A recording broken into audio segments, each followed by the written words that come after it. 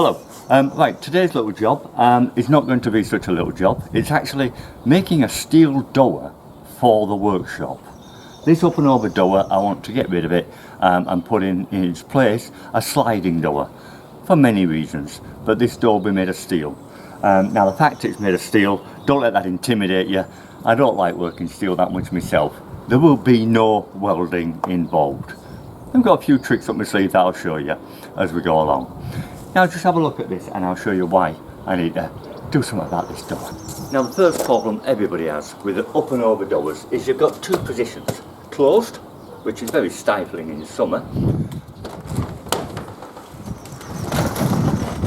or open. And if it's winter and you've got a lot of dusty work going on or some fumes or something, you want the door open, fully open, too much. When I'm working upstairs, security issues, I would like it nearly closed, but not fully. The other thing is, when I raise this floor, it's come up about 4 inches. Now look, I'm almost scraping, and when you think of carrying big boards through, I'm really struggling to get through.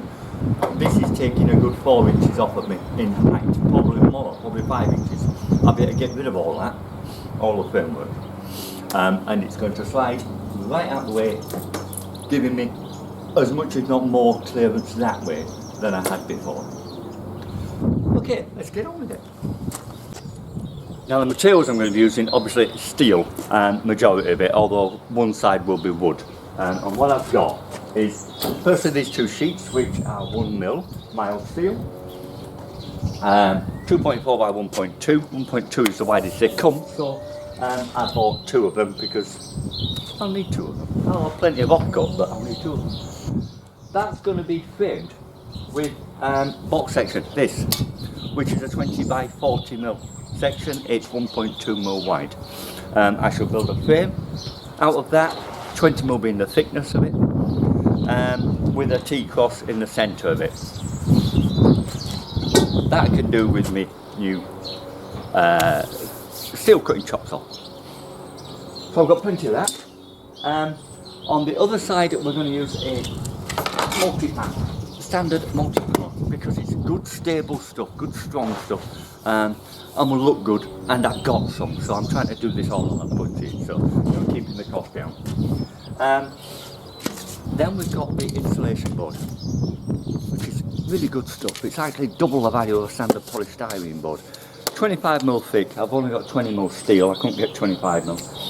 But taking into account the fact that I'm going to be bonding instead of welding this product, this framework together, the bonding material, I can easily use 2.5 mil gaps, build it up so that I've got that sort of thickness on both sides. Very easy. It's very easy, thick stuff to use. And it'll give me a sandwich. You can picture that is what I'm going to have when finished.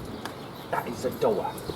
That's what the door will be like, with its steel frame. So it's going to be a good solid door and nice and warm. Like I said, I'm not doing any welding. What I'm using is this stuff. CT1. I've used it before. I used it on the flashing on the roof for the fire. It's corrugated roof.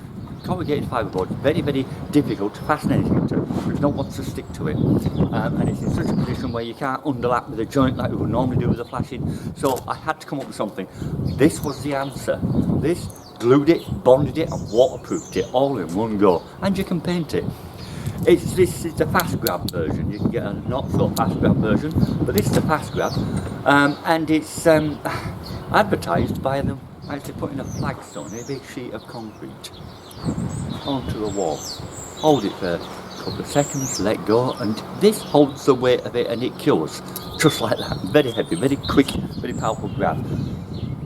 But we'll see. I shall be using it for this. So that's CT1 if you want to use that stuff. It's not the cheapest silicon, but it's a damn sight cheaper than welding. Now then, talking about welding. What I'm doing next is the door needs to go into a stop box to make it secure. And I'm going to be using this stuff.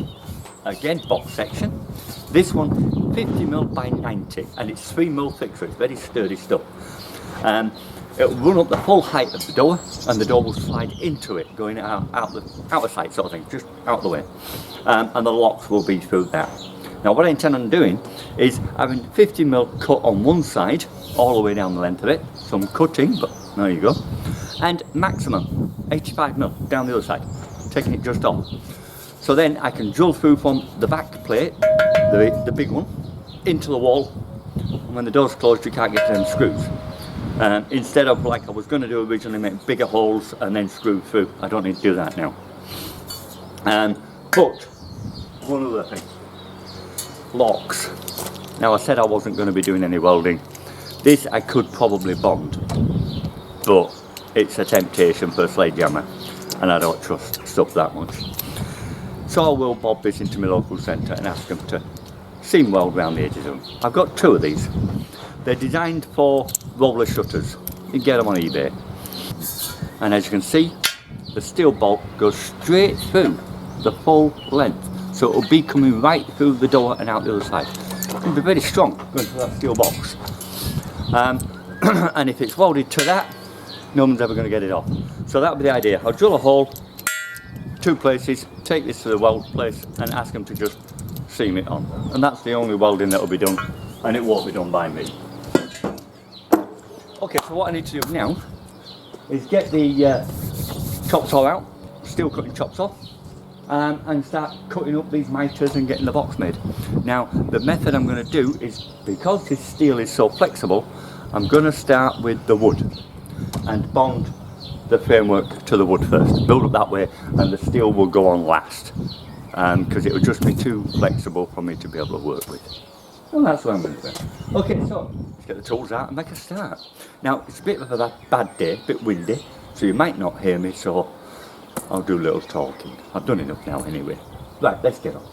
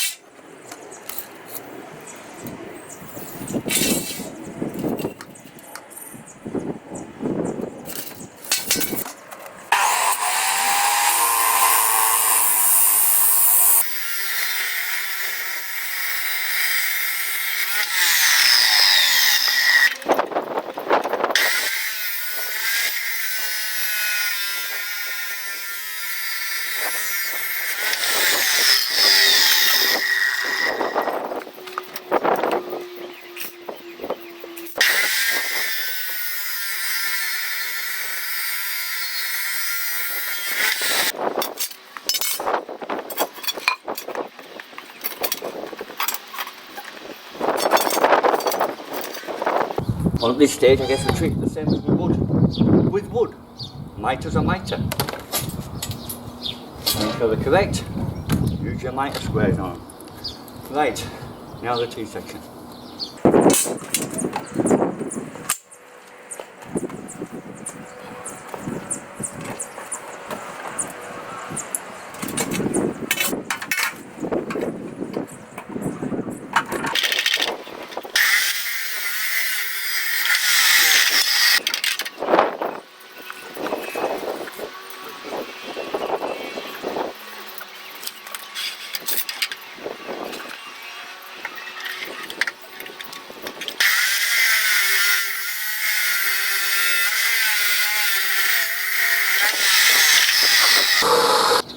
Okay, so in basic, there is my steel framework.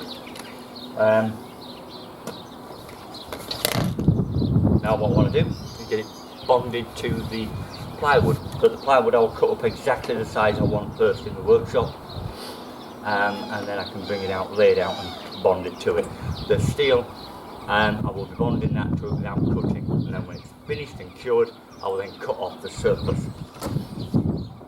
Okay, let's get on with the next bit.